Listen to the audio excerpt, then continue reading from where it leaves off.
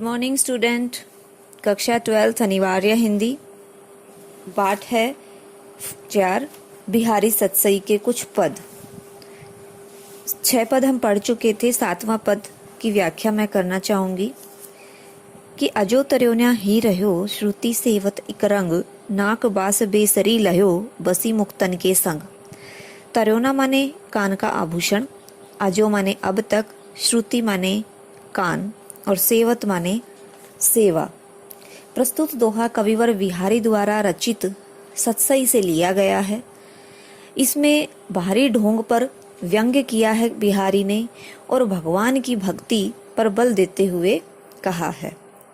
कवि बिहारी कहते हैं, कान के आभूषण को संबोधित करते हुए कहते हैं, तर्योना माने हे कर्ण आभूषण, हे कर्ण आभूषण, अजो माने अब तक, श्रुति सेवत एक रंग ही रहो कि तुम अब तक भगवान के कानों में सुशोभित होते हुए उनकी सेवा करते रहे हो।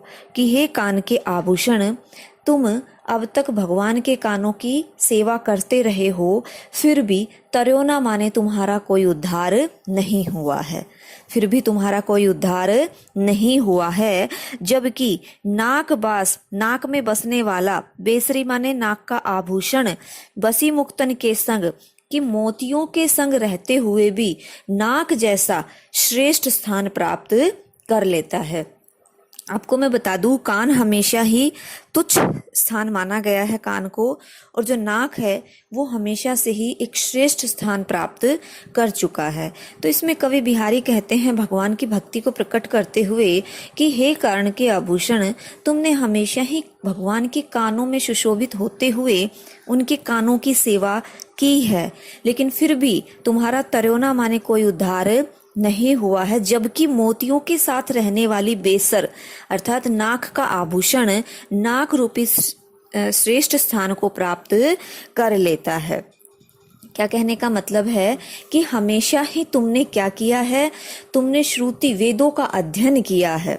इस दोहे का दूसरा अर्थ हम क्या लेंगे कि तुमने जो तर्योना माने अर्थात जो कान का आभूषण है वो क्या किया है, श्रुति वेदों का अध्ययन किया है। ठीक है, इस कारण तुम कैसे व्यक्ति बने हुए हो, तर्योना माने तुम संसारी व्यक्ति बने हुए हो। लेकिन तुम्हारे इन वेदों को अध्ययन करने से क्या लाभ है? अरे आडंबरी व्यक्ति, जिन लोगों ने मुक्त तपस्वियों के साथ, मुक्तन मोतियों का दूसरा अर्थ क्या लेंगे हम यहाँ पे कि जिन लोगों ने मुक्त तपस्वियों के साथ भक्ति की है भगवान की, उन्हें नाकवास, नाकवास का अर्थ है यहाँ पे स्वर्ग का निवास मिल गया है। इसलिए तुम अपने इस ढोंग को त्याग दो। बेसरी, इसमें बेसरी अर्थात बिना सिर पैर के साधारण मनुष्य भी प्रभु की कृपा से कहाँ पहुंच जाता है, स्वर्ग में पहुंच जाता है। अनुप्रास रूपक अलंकार का इसमें प्रयोग किया गया है और श्लेष अलंकार का इसमें चमत्कारी ढंग से प्रयोग किया है। अगला हम पद पढ़ते हैं, सघन कुंज छाया सुखद शीतल सुरभि समीर और मनु हुए जात अजो वहे उही जमुना के तीर। सघन माने बहुत गहरा, समीर माने हवा, शीतल माने शीतल, छाया माने छाया, सुखद माने सुख देने वाली।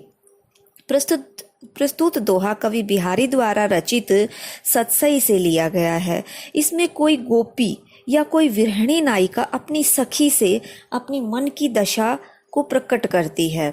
कोई नायिका या कोई गोपी अपनी सखी से कहती है कि सघन माने घने कुंजों की जो सुखद छाया में बहने वाली, शीतल, सुरभि माने मंद, समीर माने जो वायु है वो आज भी मनु है जात अजो हुए कि मेरे मन को उही जमुना के तीर, मेरे मन को यमुना के उन्हीं तटों की ओर ले जाती है जहां मैंने पहले अपने प्रियतम के साथ रमण किया था।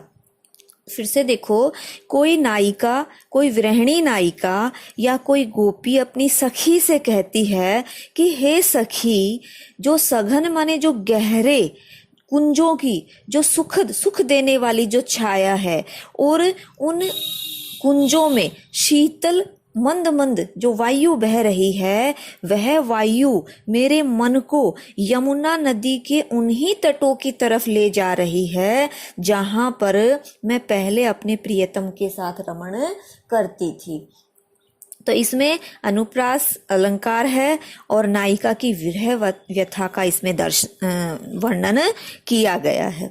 अगला पद है सोहत ओढ़े। सोहत माने सुंदर, ओढ़े माने ओढ़ना, पीत माने पीला, पटु माने वस्त्र, श्याम सलोने गात, गात माने शरीर, मनो मानो, मनो माने क्या होता है, मानो, मान लो, नीलमणि सैल पर, सैल माने पर्वत, आपत पर्यो प्रभात। बहुत शानदार बात कही है बिहारी ने इस पद में श्री कृष्ण के रूप छवि का चित्रण किया है।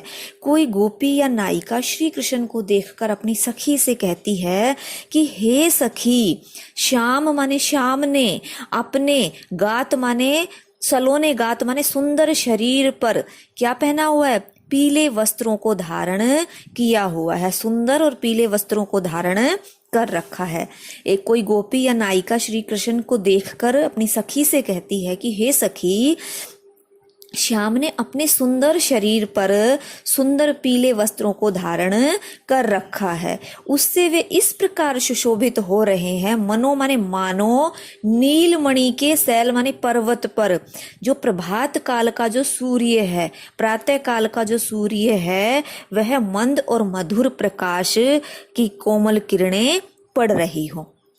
फिर से देखेंगे हम इसको, कोई गोपी या कोई नायिका श्री कृष्ण को देखकर अपनी सखी से कहती है कि हे सखी, श्याम ने अपने सुंदर शरीर पर सुंदर पीले रंग के वस्त्रों को धारण कर रखा है और वो इस प्रकार लग रहे हैं, इस प्रकार सुशोभित हो रहे हैं, मानो नीलमणि के पर्वत पर, नीलमणि के पर्वत पर प्रभात काल के, प्रभात माने प्रातः काल का जो सूर्य है उसकी कोमल कोमल किरणें पड़ रही हो।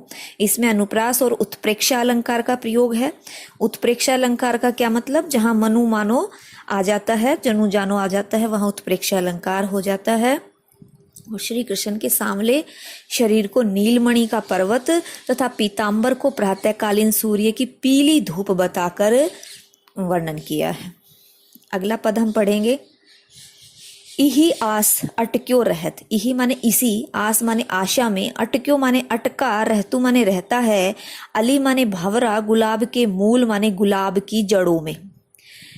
यह दोहा कवि बिहारी की रचना सत्सई से लिया है। इसमें सच्चे मित्र द्वारा साथ निभाने का वर्णन किया गया है कि सच्चा मित्र कब तक साथ निभाता है।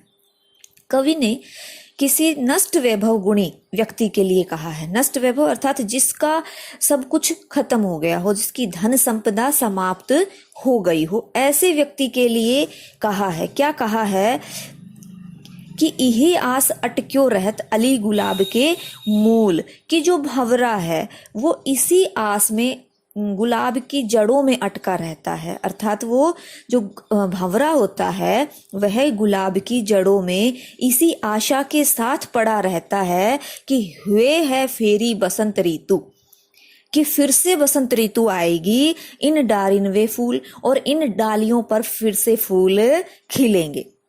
कि कोई भंवरा है जो वह गुलाब की जड़ों में इसी आशा में पड़ा रहता है कि फिर से बसंत ऋतु आएगी और इन डालियों में फिर से फूल खिलेंगे। क्योंकि भंवरा कहाँ रहता है, भंवरा फूलों पर रहता है। तो वह जब क्या हो जाते हैं, फूल, गुलाब के फूल जो पौधे होते हैं उनके फूल नष्ट हो जाते हैं, तो जो भंवरा होता है वह गुलाब की जड़ों में इसी आशा में पड़ा रहता है कि फिर से बसंत ऋतु आएगी और इन डालियों पर फूल खिलेंगे। इसी प्रकार से कोई मित्र अपने नष्ट वैभव मित्र के साथ बना रहता है। अर्थात कोई मित्र अपने दूसरे ऐसे मित्र के साथ जिसकी सारी धन संपदा समाप्त हो गई हो, उसके साथ इसी आशा में बना रहता है कि इस मित्र का कभी तो समय अच्छा आएगा और फिर से यह वैभव संपन्न बन जाएगा और फिर से मेरी पहले की तरह सहायता करेगा। तो जो सच्चा मित्र होता है वह आशावादी होता है। इसमें अनुप्रास अलंकार का प्रयोग किया गया है। अगला पद है, को छूट्यो इही जाल परी। कत कुरंग अकुलात। कुरंग माने होता है मृग, कुरंग माने मृग होता है। परी माने पढ़कर, कत माने क्यों। जो जो सुरझी भजो चहत, त्यों त्यों उर्झत जात। प्रस्तुत दोहा बिहारी सतसई से लिया गया है। इसमें कवि बिहारी ने अन्योक्ति रूप में माया मोह से ग्रस्त व्यक्ति की व्यवस्था का वर्णन किया है। जो माया मोह के जाल में फंसा हुआ होता है, जो सांसारिक मोह माया के जाल में फंसा हुआ होता है, ऐसे व्यक्ति का वर्णन किया गया है। कवि कहता है कि कुरंग, अरे लालची मृग, अरे लालची मृग। मृग को क्या बताया यहाँ पे, लालची, कि अरे लालची मृग, इस जाल में फंस जाने पर अब क्यों व्याकुल हो रहा है। कि कत माने क्यों, अकुलात माने व्याकुल, जाल माने जाल में, परी माने पड़ी रहने से, इही माने इसमें, कि इस जाल में फंस जाने पर अब क्यों व्याकुल हो रहा है। अरे लालची मृग, इस जाल में फंस जाने पर अब क्यों व्याकुल हो रहा है। को छूटो, इस जाल में जो एक बार फंस जाता है। जो जो सुरझी भजो चहत, वह जितनी बार कोशिश करता है, बार बार जितनी बार भी इस जाल में से निकलने का प्रयास करता है, त्यों त्यों उर्झत जात, वह उतना ही उसमें उलझता जाता है, अर्थात चाहकर भी उसमें से छूट नहीं पाता। कवि क्या कहता है, कवि कहता है कि अरे लालची मृग, इस जाल में, यही जाल में, इस जाल में फंस जाने पर अब क्यों व्याकुल, कत माने क्यों, अकुलात माने व्याकुल हो रहे हो। अरे लालची मृग, इस जाल में फंस जाने पर अब क्यों व्याकुल हो रहे हो। जो जो सुरझी भजो चहत, कि जो इस जाल में एक बार फंस जाता है, वह सुलझाने की चेष्टा करने पर भी बार बार इसी में उलझ जाता है, छुटना चाहकर भी नहीं छूट पाता है। इस प्रकार इसका दूसरा अर्थ क्या निकालेंगे, कवि कहते हैं कि किसी भक्त को कहता है कि अरे तू जो संसारी व्यक्ति से कहता है कि अरे जीव, इस माया मोह के जाल में पड़कर अब क्यों, तू कैसे छुटकारा इससे पा सकता है, अर्थात अब तू इससे छुटकारा पा नहीं सकता। अब तू इतना व्यथित क्यों हो रहा है। अब तुम इस संसार की मोह माया के जाल में इतना फंस चुके हो कि अब तुम जैसे जैसे इससे निकलना चाहते हो, निकलने का प्रयास करते हो, तुम उसमें उतने ही फंसते जाते हो। सांसारिक माया जाल से मुक्ति पाना अब तुम्हारे लिए कठिन है। इसमें पुनरुक्ति प्रकाश अलंकार का प्रयोग किया गया है, जो जो और त्यों त्यों में, और दूसरा है विरोधाभास अलंकार का इसमें प्रयोग किया गया है।